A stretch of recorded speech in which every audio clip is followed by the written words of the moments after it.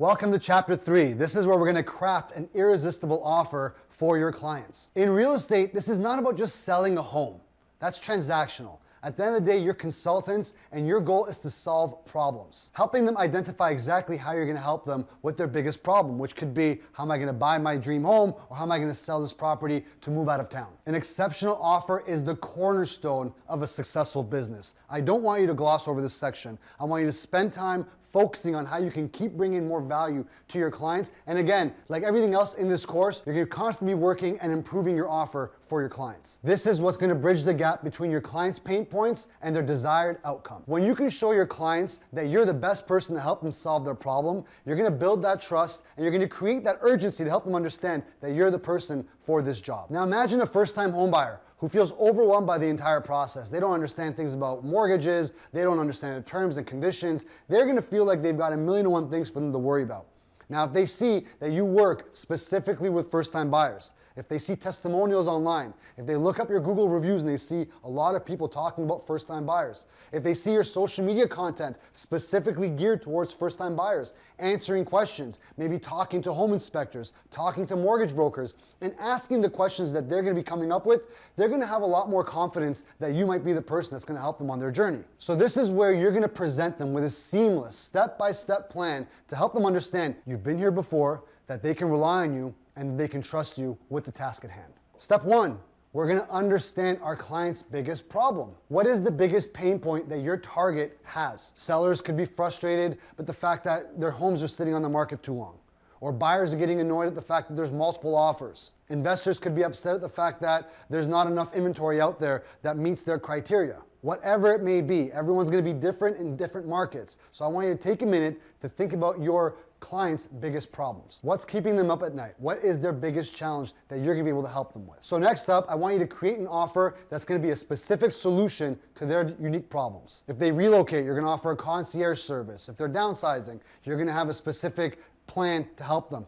Again, every demographic and every niche is going to have different problems for you to come up with specific solutions. And most importantly, what makes your offer stand out from the competition? Don't forget, you've got thousands of real estate agents in your market right now offering similar products. So you want to offer something that's going to be head and shoulders above what anybody else is offering. It is all about bringing value and standing out in this market by being unique. Next up, you want to communicate the transformation. You want to show that you've done this before, that you are an expert in what their problem is and how you're going to help them solve it. You're going to have before and afters. It could be a staging solution. It could be a testimonial, whatever it may be. You're going to bring them confidence by showing them that you've done this before. Most clients don't care about your awards and different sales levels. What they do care about is that you understand what their pain points are and that they can rely on you to have the systems in place to walk them through this entire process from start to finish. Use simple frameworks. So before, you've got a buyer who's feeling overwhelmed with the home buying process.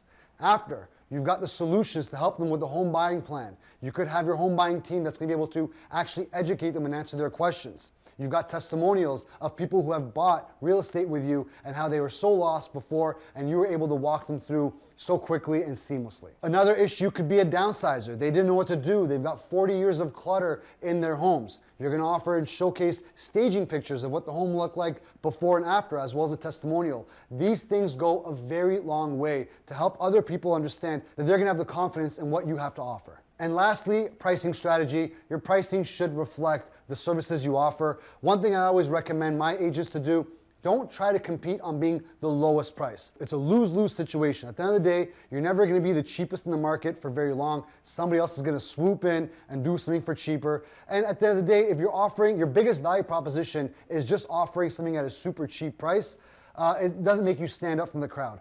If you are a consultant, you're actually able to charge a little bit more than what the market charges, and that's because you are the specialist in whatever it is you're offering. It's less competition in that area, and you're going to make a lot more money and have a better career. So here's an example of a case study. I had an agent who was having a very hard time, and again, they were doing commercial real estate, they're doing investments, new builds, they're doing anything and everything.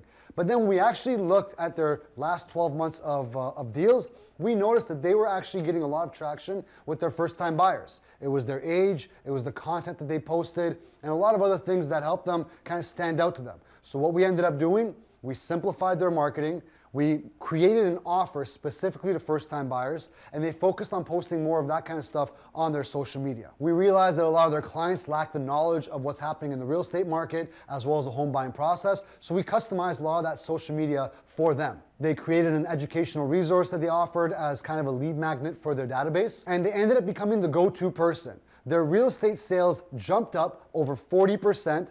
They were able to save more time by focusing on a specific group, and it helped them create a team within the next 2 years. So again, it was their offer that they crafted specifically for the first-time buyers. Now, it's not to say they didn't represent anybody that wasn't a first-time buyer. Their offer really resonated with first-time buyers, and they just realized they got a lot of traction, and that helped spur a lot more growth that they had. Another example could be a luxury home marketing strategy.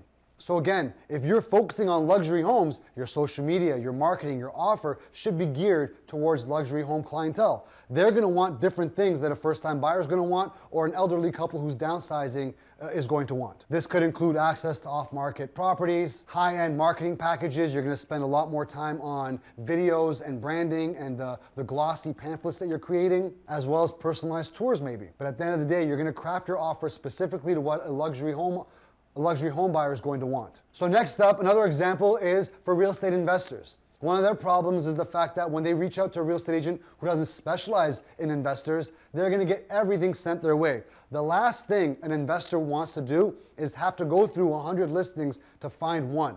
So if you are gonna be focused more on real estate investors, you're gonna do screening for the listings. You're only gonna send them the ones that you believe is gonna be of interest to them. So you're gonna do a lot more due diligence up front. You're gonna maybe do assessments offering cap rate reviews. You're gonna offer them market analysis on what's happening in their market and how each of those listings is going to compare. You're gonna put a lot more work up front to show that your real estate investor clients that you know exactly what they're looking for in the current market. At the end of the day, what I'm trying to get across is you're gonna specialize your message and your offer specifically to the problems that your avatar is going to have in that market. A successful offer isn't about giving your clients everything.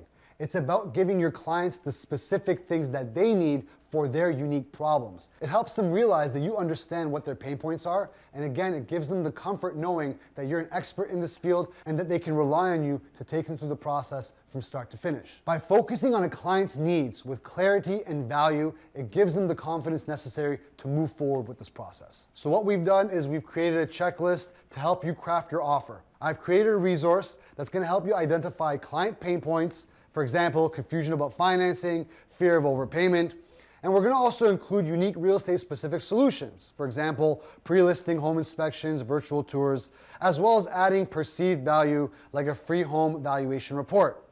So your offer is the bridge between your expertise and your client's trust. I want you to use the checklist to outline your offer, finalize your pricing, and share your offer with one client or colleague for feedback. Your offer is the bridge from your expertise to your client's trust. So I want you to take time to really hone in an offer that's gonna resonate with what your client's looking to get. Use the checklist to outline your offer, share your offer with some colleagues or past clients for some feedback. Your clients are searching for solutions to their problems. Craft your offer today and become the agent that they've been waiting for. So I want you to take 2 minutes to jot down what you believe your client's biggest pain point is going to be. And as always, I keep mentioning it, this is gonna evolve, it's gonna grow, but as long as it's top of mind, you're gonna be more intentional and you're gonna be on the lookout to identify different pain points that you can add to your offer.